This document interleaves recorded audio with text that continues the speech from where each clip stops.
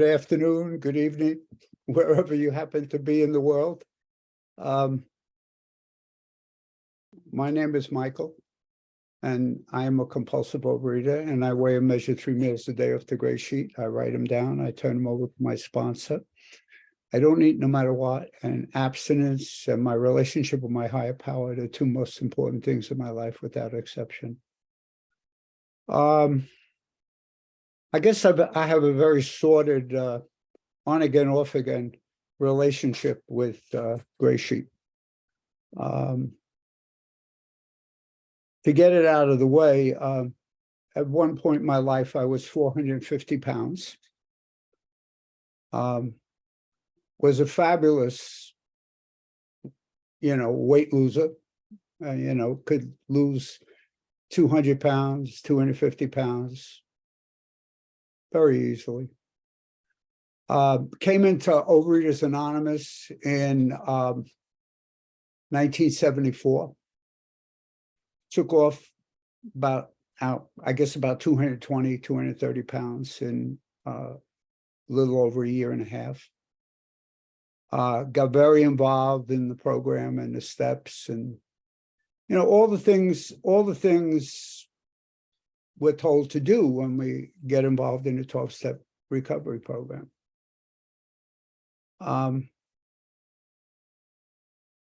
And as I said, 10 years, well, I think about 10, 12 years, I maintained my weight loss. I became a moderate mealer. I'm like the alcoholic in the big book who one day really believes that I never give up that hope that one day I'll be normal when it comes to food. And it took me a very, very long time to understand my relationship with food, and specifically my relationship with what sugar and starches do for me and do to me. And it took me a long time to make the connection between the craving and, once I took that first bite. And it wasn't so much the first bite as it was what happened after that. And, the idea that I'd be normal really was pervasive in me for a very long time. It's taken me a very, very long time to get back to where I really want to be. My abstinence date is April 6th, 2021. So I have a little bit over 2 years that I'm back. I came into Gray Sheet in the 1980s, down at Yon House in Manhattan. Most of the really old timers that have been around for multiple decades were there when I was there. The difference is most of them stayed there. And I got to tell you, when I came back, there was a positive and a negative to that. The positive was it clearly showed me that you can really do this for long periods of time. And the negative was I was extremely, I had to deal with my character defect of jealousy and envy, that they had managed to do that. And to not harbor resentment or be angry about that, Because, as I've done a number of 4 steps, those are all biggies. Those are all biggies for me. So my big problem, besides my addiction to food, is that I get abstinent real quick. I get struck abstinent, and I stay abstinent for multiple years. And then that little thought creeps in again. And by the way, it never starts with anything big. I've been able to get through every major crisis in my life abstinently. It's the little things that trip me up very often. I've heard someone that I have a tremendous amount of respect for talk about what they do about the defense against the first bite. And if I don't take the first bite, the rest of it doesn't come. As long as I don't take the first bite. It's probably one of the most important things that has taken me a very, very long time to understand. It's all about that first bite. It's all about the tools. It's all about putting all those things between me and the first bite. And it's also about praying for the willingness to do that. Because the willingness does not come easy. I've given my abstinence up over stupid, insignificant, unimportant things. Yet I was willing to do that. Not that I thought it through at the process, because I'm an addict. I tend to be responsive rather than thoughtful when it comes. It's not like I plan and plot it. It happens. It happens, and it happens because I'm not practicing the program enough within that 24 hours to keep me vigilant. And that's the hardest part. The hardest part is to really accept that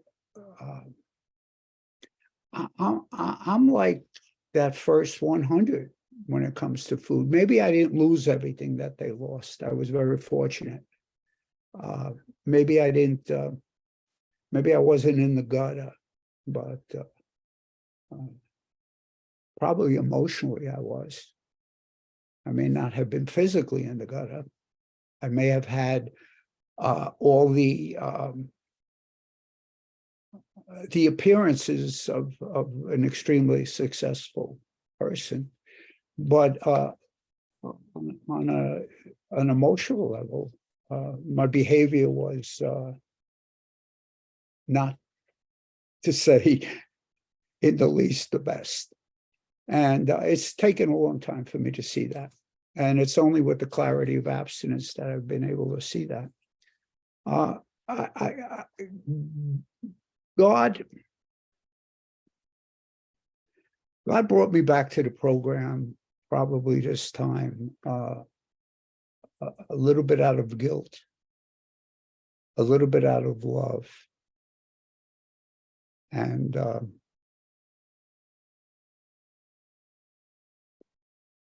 I guess a little bit about giving myself the opportunity to be the best person I could possibly be in an extremely difficult situation.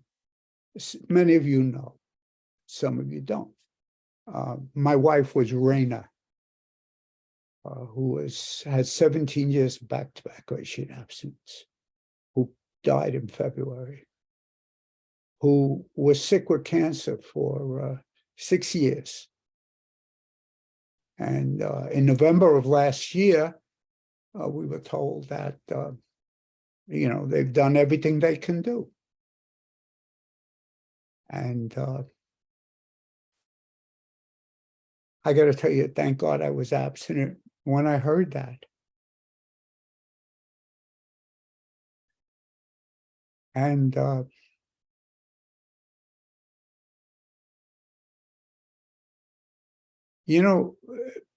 one can experience a lot of guilt around, when you lose somebody, when they're really, they're suffering, but wow, what a gift.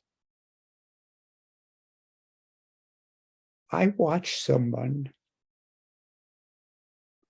for 6 years who knew that eventually they would die. Weigh and measure no matter what.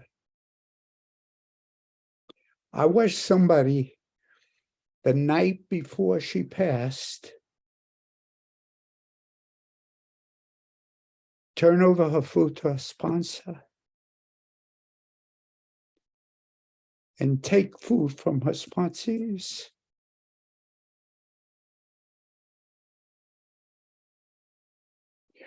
So in all the sadness that I feel, and I have obvious difficulty talking about this, but this is so much a part of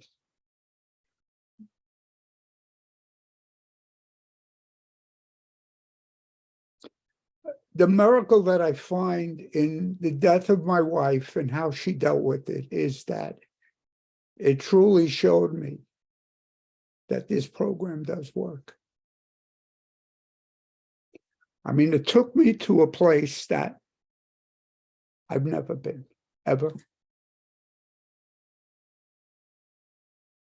It taught me about how to be courageous and be humble at the same time. Those two concepts have always been very difficult concepts for me to hold at the same time. You know, what is humility, and you know, when can I be Michael, and who is Michael, and what is Michael about? So what do I do today? I obviously work with a sponsor who's stuck with me, by the way, for over, I guess, 34 years, 35 years of in and out, has always taken me back. And the one thing she said to me was, if you're going to leave, give me the courtesy of telling me you're not going to do this. And that's the agreement we've always had. And so far, I haven't made that call. And I'm very grateful for that. And I sponsor. It's very intriguing. Most of the people I sponsor speak a foreign language and live in a foreign country, which I find extremely unusual. And one of my sponsees doesn't speak English at all, and I don't speak Spanish. But we found Google Translator, and guess what? I'm actually taking him through the steps, and he does it in Spanish, and it translates to me, and I do it in English, and it translates to him.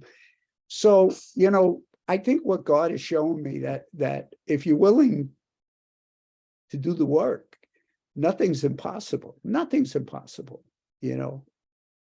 I give service, I lead a meeting, I speak whenever, you know, I'm able to speak. I've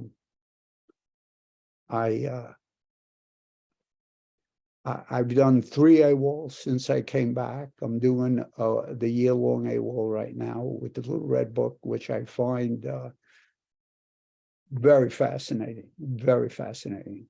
I just read a couple of books that kind of helped me to better understand the 6th and 7th step and the relationship between the 6th and 7th step and the 10th step. I make a lot of phone calls. I probably make 4, 5, 6 phone calls. I found people that I can call 3 o'clock in the morning because they're on the other side of the world and I can't sleep. You know, the technology is amazing. You know, it's complicated in some ways, but it's also amazing that there is no excuse for me to pick up. There's always an option other than picking up the food.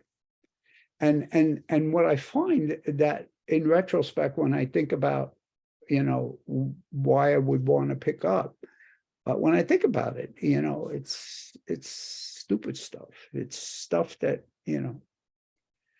So, like I say, I do a lot of work on my 4th step. I pray a lot. Michael, 1 minute, Michael. Thank you. Anyway, I'm back. I'm here, and I'm grateful to be here. And thank you for asking me to speak. And no matter what, I'm just going to keep coming back. And no matter where you are in this program, just do it one day at a time. And it works. And thank you. Have a wonderful abstinent day, evening, afternoon.